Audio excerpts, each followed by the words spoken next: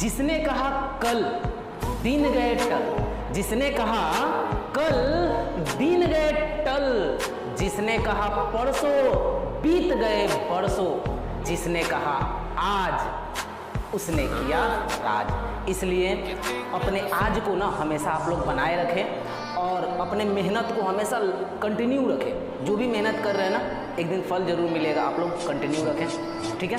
चलिए, धन्यवाद। ये जो क्वेश्चन जो बोर्ड पर आपको दिखाई दे रहा होगा, आई होप आपको दिखाई दे रहा होगा, ठीक है। तो ये जो क्वेश्चन है ना, इस टाइप के क्वेश्चन को ना थोड़ा सा बनाना ना किसी थोड़े से मतलब थोड़े से बनाना थोड़ा कठिन हो जाता है, ठीक है। अगर बढ़िया से अगर ध्यान से नहीं देखिएगा इस क्वेश्चन को, तो मैं 100% बोल रहा हूँ कहीं ना कहीं आपको मिस्टेक हो जाएगा। तो ये क्वेश्चन को ध्यान से देखिएगा, ठीक है। ये 4.4 NCERT बुक से क्लास 10th का है और ये सबसे अंतिम क्वेश्चन है। ये 5वां क्वेश्चन जो है ना अंतिम है, 4.4 एक्सरसाइज, ठीक है। तो ये क्वेश्चन को मैं पढ़ना स्टार्ट करता हूँ। देखिए क्या लिखा हुआ है, 5वां नंबर क्वेश्चन। क्या परिमाप 80 मीटर तथा क्षेत्रफल 400 मीटर स्क्वायर के एक पार्क को बनाना संभव है? यदि है तो उसकी लंबाई और चौड़ाई ज्ञात कीजिए। देखिए इसमें इसकी जो लंबाई और चौड़ाई है ना, बनाना बहुत ही आसान है, लेकिन थोड़ा सा ध्यान दे दीजिएगा, ठीक है। तो चलो स्टार्ट करते हैं। लिख लेता हूँ हल। थोड़ा सा हल मेरा टेढ़ा है तो ज़्यादा माइंड नहीं कीजिएगा। लिख लेता हूँ मिटार के इसको सही से। हल। अब उसके बाद क्या लिखूंगा भाई, ये हल हो गया ना, तो लंबाई और चौड़ाई ज्ञात करना है ना, तो लिखेंगे माना की लंबाई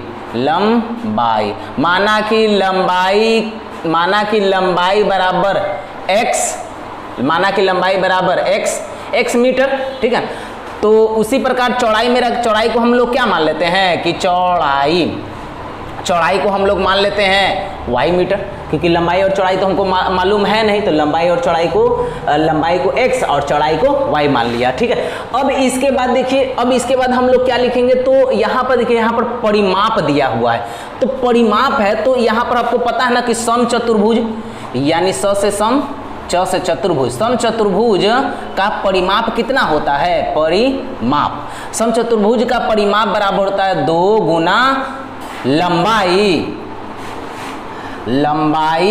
जोड़ चौड़ाई। यही होता है ना, आप लोग यही पढ़े होंगे, ठीक है, चौड़ाई।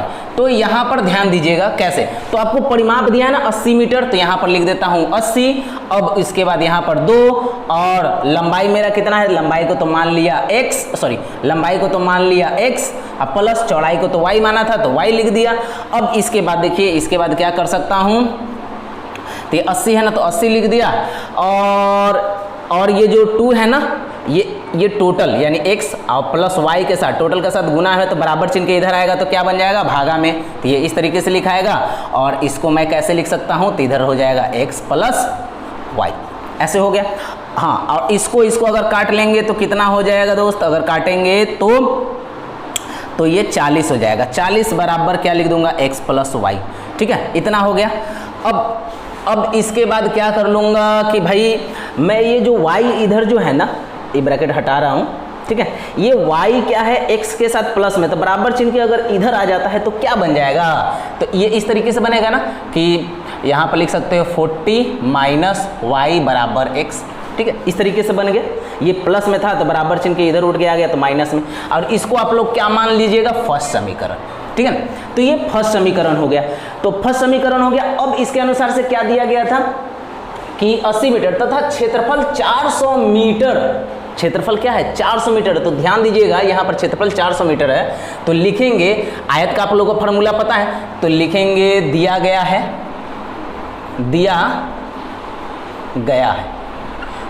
क्या, तो क्षेत्रफल ना, तो लिख देंगे क्षेत्रफल बराबर 400 मीटर स्क्वायर, ठीक है, ये लिख लिया। तो अब इसमें क्या दे दिया गया, क्षेत्रफल दे दिया गया ना। यहाँ पर ले रहा हूँ समचतुर्भुज का परिमाप, तो इसी जगह पर लेऊंगा क्या, समचतुर्भुज का क्षेत्रफल। तो समचतुर्भुज का क्षेत्रफल का जो फॉर्मूला होता है, क्या होता है आपको पता है ना कि लंबाई, एक मिनट,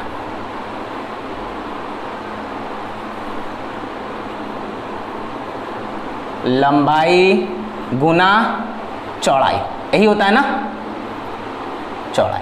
ठीक है, तो ये हो गया। तो समचतुर्भुज का जो क्षेत्रफल है वो 400 है, तो 400 दे दूंगा, 400 बराबर, और ये क्या है लंबाई, तो लंबाई को क्या माना x ना, तो x दे दिया, गुना, और चौड़ाई को क्या माना y ना, तो y दे दिया। अब इसके बाद क्या करूंगा कि यहाँ पर लिख लिया, यानी 400 बराबर xy। हाँ करेंगे, यहाँ पर लिखा हुआ है तो ये लिख लेंगे 400। ठीक है, अब बराबर है, बराबर दे दिया।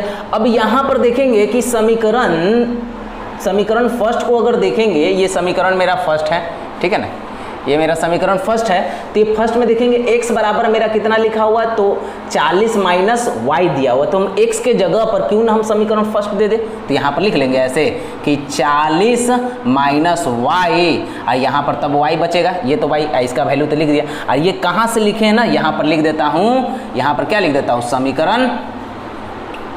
समीकरण फर्स्ट से, समीकरण फर्स्ट से। ठीक है, और ये जो चीज़ है कहाँ से लिखे हैं, तो समीकरण फर्स्ट लिखे। तो अब आगे देखिए, अब इसको क्या कर सकते हैं इस जगह पर, तो इस जगह पर लिख देता हूँ 400 बराबर इसको इससे और इसको इससे मल्टीप्लाई, 40 को अगर y से मल्टीप्लाई करेंगे तो 40y आ जाएगा, 40 को अगर इससे मल्टीप्लाई करेंगे तो क्या आएगा, -y² आएगा।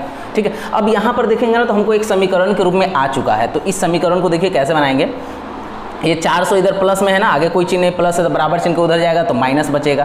तो यहाँ पर तो पहले इस तरह से लिखा हुआ -y, तो -y, फिर प्लस में 40 है, 40y, तो y लिख लिया, ये बराबर चिन्ह को उधर जाएगा तो माइनस में आ जाएगा मेरा 400, अब बराबर आ जाएगा मेरा 0। तो यहाँ पर देखेंगे हमको समीकरण के रूप में आ चुका है। अब इसके बाद क्या करेंगे, तो ये जो है यहाँ पर आगे में माइनस है, तो ये माइनस का चिन्ह हटा देना, क्योंकि हमको पता है ना कि आगे में माइनस नहीं होना चाहिए, ऋणात्मक नहीं होना चाहिए, इसलिए माइनस को हटाएंगे तो क्या लिखेंगे, सब में से -1 को कॉमन कर लेंगे, तो यहाँ पर आ जाएगा y², यहाँ पर आ जाएगा -40y, और यहाँ पर आ जाएगा प्लस में 400, और यहाँ पर लिख लेंगे बराबर 0। ठीक है, इस तरीके से हो गया। अब इसके बाद क्या कर सकता हूँ, तो ये है ना, इसके साथ ये -1 इन टोटल के साथ गुना में है, तो बराबर चिन्ह के उधर जाएगा तो क्या हो जाएगा, इस तरीके से होगा, बटा में आएगा, है ना, यानी 0 बटा -1, तो इसका मतलब भी तो 0 होता है ना। तो ये चीज़ मैं इस जगह पर ना लिख करके डायरेक्ट बना देता हूँ। तो यानी क्या है, तो ये बराबर चिन्ह को उधर गया तो 0 हो गया, यानी इसका मान तो खत्म ही हो गया, तो रह गया y² माइनस 40y प्लस 400।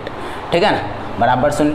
अब ये 400 को क्या करूँगा, एलसीएम निकाल लूँगा। काहे देख रहा हूँ क्या, इसको ना एलसीएम निकाल कर ना थोड़ा लंबा बनाने से अच्छा है ना, मैं श्रीधराचार्य विधि से ही इसको बना देता हूँ, बनाना बहुत ही आसान है। ठीक है, तो देखिए इसमें श्रीधराचार्य विधि से बनाने के लिए, यानी द्विघात समीकरण का जो मूल्य होता है ना, यहाँ पर अगर देखेंगे तो क्या होता है भाई, x² plus bx plus c बराबर 0, इस तरीके के रूप में होता है। ठीक है, तो इस तरीके में अगर देखेंगे तो यहाँ पर ये देखिए समीकरण इस तरीके से बैठा हुआ है, तो ये y है, यानी जैसे x है तो x² के आगे a है, तो इसी तरह y के आगे कोई चीज़ नहीं y² के, तो ये समझेंगे यहाँ पर a बराबर 1।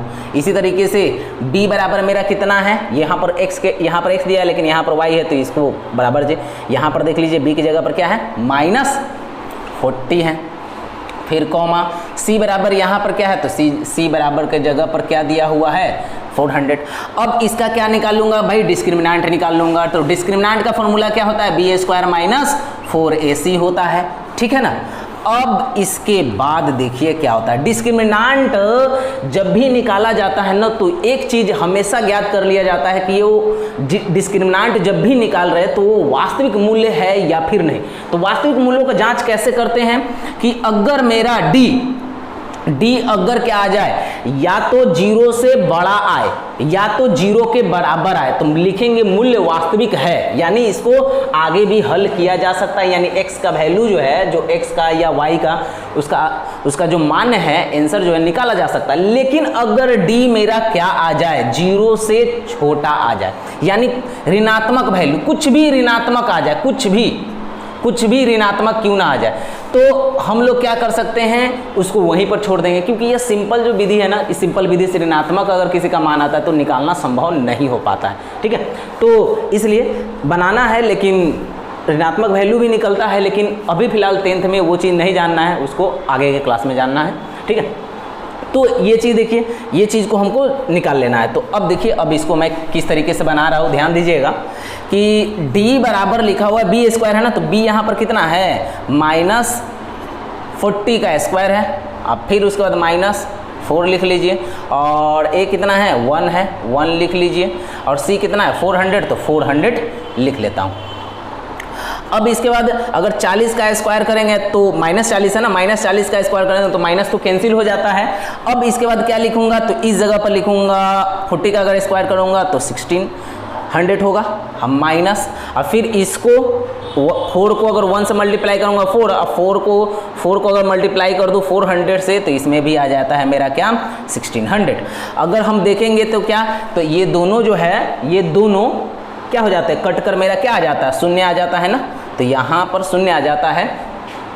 तो इस जगह पर मैं लिख देता हूँ कि यहाँ पर मेरा जो d है, d मेरा कितना आ गया, इस जगह पर जो मेरा d है, मेरा d शून्य आ गया।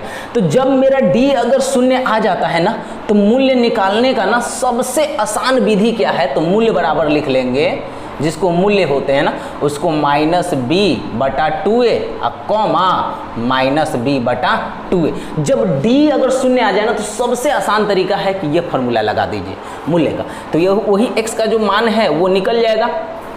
तो मूल्य बराबर क्या लिख लूँगा, तो माइनस b, यहाँ पर देखिए तो -b मेरा कौन सा है, -40 है ना, तो लिख लेंगे -40, ठीक है। अब उसके बाद 2 है तो 2 दे देंगे, और एक जगह पर 1 है तो 1 दे दीजिए, ठीक है, अब कॉमा, फिर उसके बाद दे दीजिए, माइनस है तो माइनस दे दीजिए, ठीक है, फार्मूला माइनस है तो माइनस दे दीजिए। b मेरा क्या है 40 है तो 40 दे दीजिए, है ना, सॉरी -40 है ना, एक तो फार्मूला में पहले से ही माइनस है, और एक जो है कि इस जगह पर भी माइनस है, तो इस जगह पर इस तरीके से होगा, एक फार्मूला में भी माइनस है और एक जो है कि यहाँ 40 भी माइनस में ही है, तो इस तरीके से लिखेगा, इसमें भी 2a ही होगा।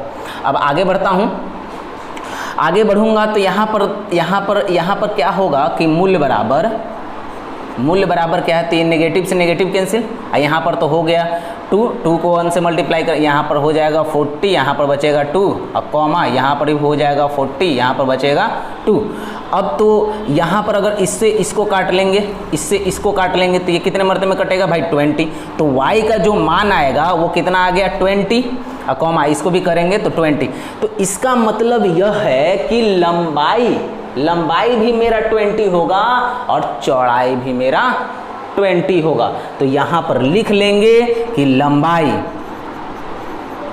लंबाई बराबर 20 मीटर, और तब उसके बाद क्या कर लेंगे चौड़ाई, तो कॉमा करके चौड़ाई लिख लीजिएगा, चौड़ाई बराबर भी 20 मीटर। चौड़ाई को तो y माने थे ना, तो y लिख लीजिएगा, और लंबाई को क्या माना था x ना, तो x बराबर लिख लीजिएगा, x इस तरीके से। तो हमारा यह जो है ना, हमारा इस जगह पर आंसर आ चुका है, और आंसर को आप लोग हाईलाइटेड कर दीजिएगा। और जब भी एग्जाम में आप लोग बनाइएगा ना, तो कोशिश कीजिएगा जब भी जो है ना, हर एक क्वेश्चन को सीक्वेंस बाय सीक्वेंस बनाइएगा, लाइन बाय लाइन बनाइएगा, ठीक है।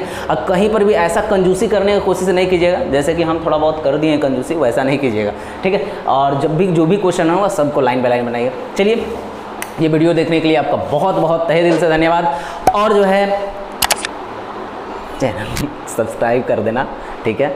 और अगर पसंद आए वीडियो तो उसको लाइक भी कर देना, और किसी तरह का कोई बात हो, किसी तरह का कोई बात शेयर करना हो तो कमेंट कर दीजिएगा। चलिए, इसके बाद अगला नेक्स्ट पर्सन मिलेंगे। धन्यवाद।